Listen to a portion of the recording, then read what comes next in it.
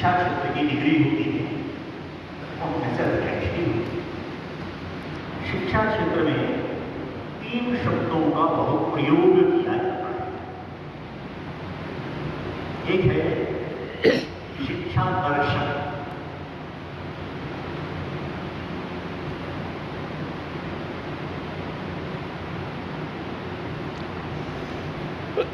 जिन्होंने पढ़ा होगा एजुकेशनल फिलोसॉफी ऐसा शब्द होती है।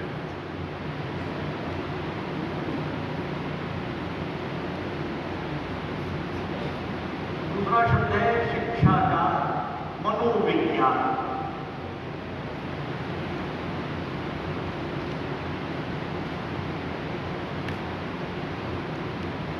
इसके लिए भी शब्द प्रचलित है एजुकेशनल साइकोलॉजी।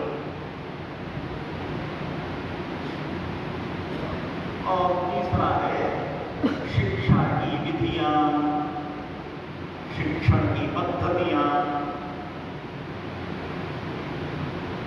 इसके लिए प्रचलित शब्द है शिक्षण पद्धतियों के लिए, शिक्षण शास्त्र के लिए उसे कहा गया एजुकेशनल पेडागॉजी।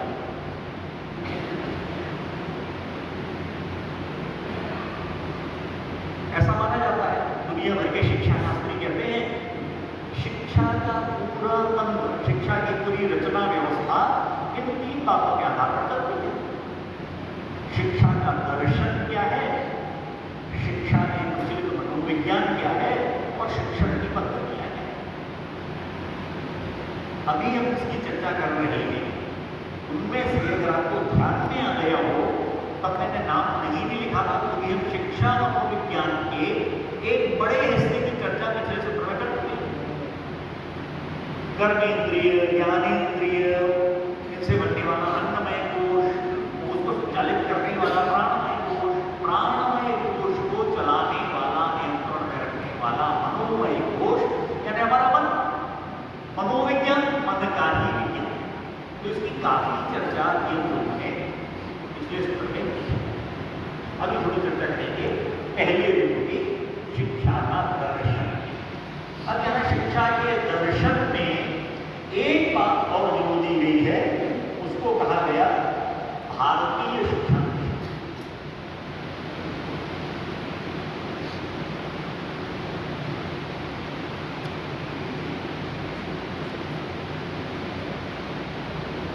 तीन शब्द हैं,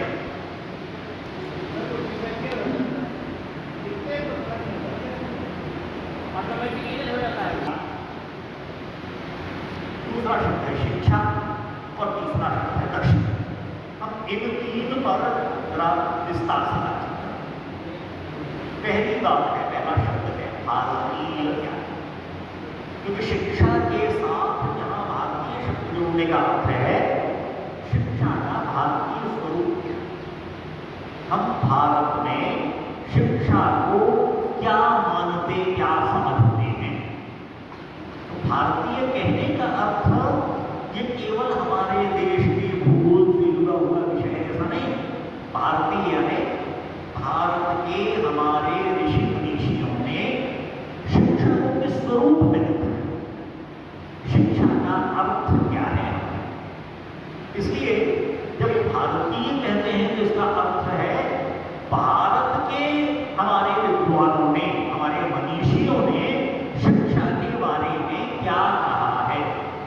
और इसलिए थोड़ा भारतीय को समझें और थोड़ा शिक्षा को समझें। भारत केवल भौगोलिक क्षेत्रफल नहीं। मैं डॉक्टर राधाकृष्णन की बात करता हूं। डॉक्टर राधाकृष्णन के बारे में हम लोग जानते हैं, हर वर्ष हम लोग शिक्षक दिवस मनाते हैं 5 सितंबर को उनके जन्म जयंती के अवसर पर।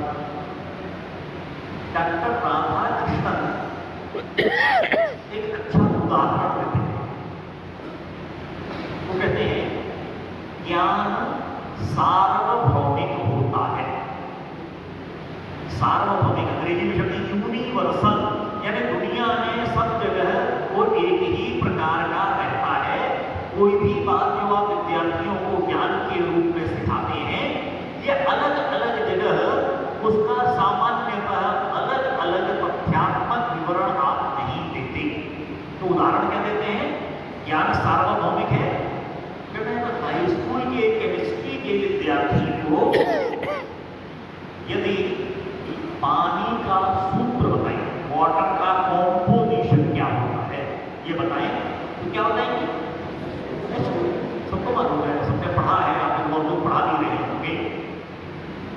इस H2O में अर्थ क्या है, ये भी मुझे लगता है विज्ञान के शिक्षक नहीं होंगे लेकिन पढ़ा सकते हैं बचपन में। हाइड्रोजन के 2 और ऑक्सीजन का 1 अंश मिलता है तो पानी बनता है। हम हाइड्रोजन और ऑक्सीजन ये अंग्रेजी के शब्द उपयोग कर रहे हैं। हो सकता है जर्मन भाषा में हाइड्रोजन ऑक्सीजन को कुछ और कहा जाता हो, फ्रेंच में कुछ और कहा जाता हो, स्पेनिश में कुछ और कहा जाता हो, जापानीज में कुछ और कहा जाता हो। लेकिन क्या यह संभव है कि आप किसी भी देश में हाई स्कूल के विद्यार्थी को केमिस्ट्री में यह बताएंगे कोई भी दो गैस मिला दो पानी बन जाता है। हाइड्रोजन ऑक्सीजन और 2:1 के रेशियो की बात मत करिए, कार्बन मोनोऑक्साइड और हीलियम मिला दो पानी बनेगा क्या? ये वैज्ञानिक तथ्य है जो दुनिया के किसी भी स्थान पर नहीं बदल सकता। भाषा में नहीं बदल जाए, लेकिन हाइड्रोजन नाम के तत्व के 2 अंश और ऑक्सीजन नाम के तत्व का 1 अंश मिलने से ही पानी नाम के तत्व का निर्माण होता है। ये कोई केमिस्ट्री की क्लास का विषय नहीं कह रहा हूं, एक सामान्य वैज्ञानिक सिद्धांत कह रहा हूं। राधाकृष्ण कहते हैं कि ज्ञान है जो सार्वभौमिक है, दुनिया में एक जैसा है, लेकिन बाहर तो आगे बढ़ा। परंतु जब आप हरिद्वार में या काशी में या प्रयाग में या सुल्तानगंज में आप गंगा के किनारे खड़े होते हैं तो आप में से कौन कौन सोचता है देखो कितना सारा H2O लेकर जा रहा है।